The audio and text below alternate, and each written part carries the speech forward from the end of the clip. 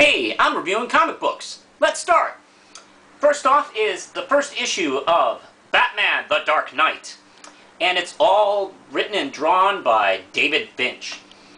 Now, of course, Batman is back, but he's been kicked out of his own books, so he's got his two new series going here. The Grant Morrison Batman Incorporated is going fantastically, with the first two issues being excellent. Well, what's going on with the David Finch Batman book? It is refreshingly just a Batman book. Awesome. I don't have to do anything special. Just enjoy it. What's going on is a girl who knew Bruce Wayne as a child, and let's see, her name was Dawn Golden. There we go. In these really nicely illustrated scenes, it flashes back to a scene they had, and of course we go to the present, where he has a cool fight with Killer Croc, who's hopped up on Venom, you know, the stuff Bane uses. Anyway, after an exciting little tussle in a alleyway, he gets a couple more clues where he's looking for Dawn. Now, let's see, also, let me just say that it does acknowledge what's going on in the Grant Morrison books. But, you know, Batman's got to do something here and there in Gotham. I mean, yeah, his focus is going to be the rest of the world, but he's got to come back from time to time. So, you know, that makes sense. A couple little things here. It's nice to see the Penguin at the end. The Batmobile is...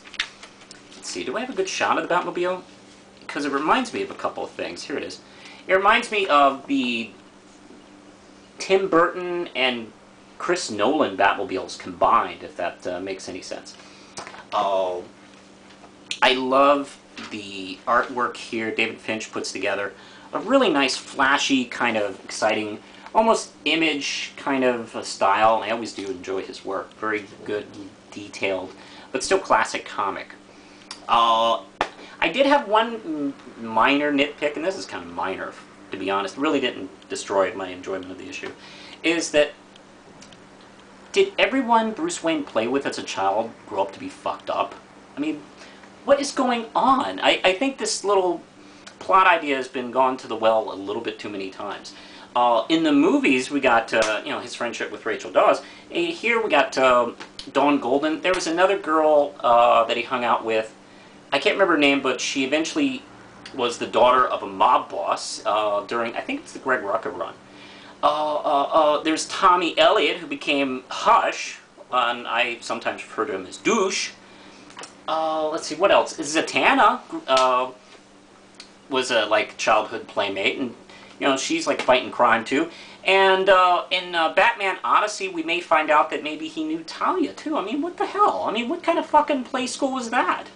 Anyway, very strong 4 Ram chips. Enjoyed it a lot. Good start. Now, speaking of Batman Odyssey, from Neil Adams, issue 5, we picked up where we left off, where even Bruce Wayne didn't know what the fuck was going on. These two guys dressed up in crude Batman and Robin outfits show up in the middle of this fight. We see Bruce Wayne narrating. I like this little kind of framing piece that Adams is doing, where Bruce Wayne shows up and he's very casually talking to us.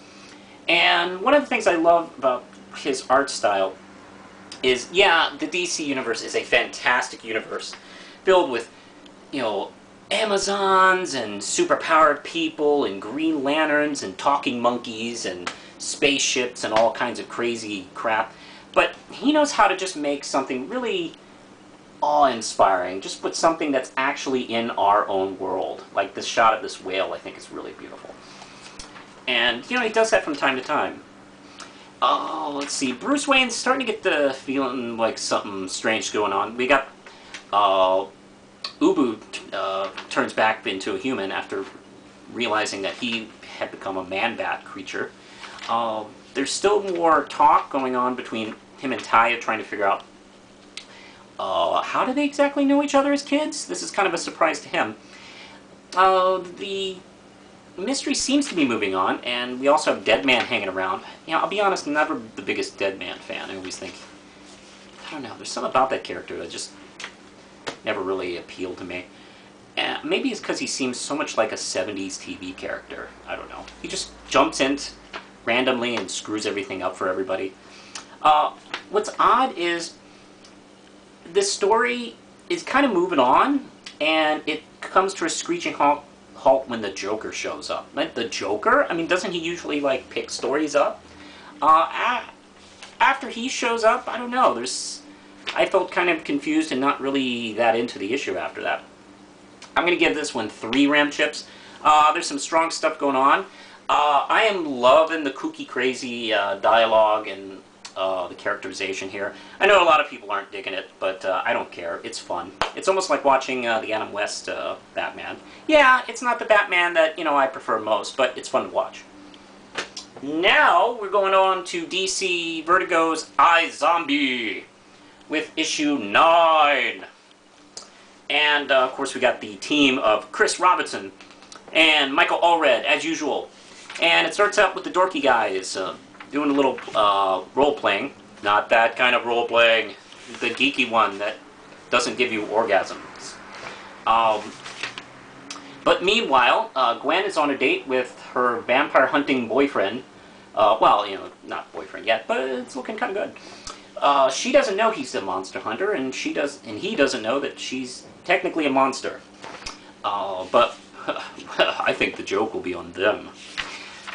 Anyway, we get a little bit more going on with actually the background is the scientist character who's doing something screwy. She's got a vampire that she's rescued, and she has her like doing little errands. It's like, what's that about? Anyway, there's a lot of relationship stuff going on in this issue, which is, I think, moving the story forward. And the end scene between our heroes is kind of, I don't know, kind of romantic and a little bit of sexy. Let me tell you something, for anybody, when you're out on a date with a girl and she puts her feet in your lap, you're going to get some.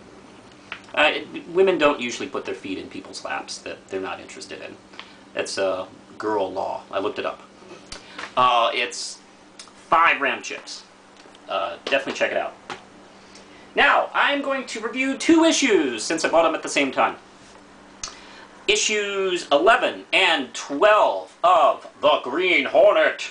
Now, the movie's about to come out, so we'll see if it's any good.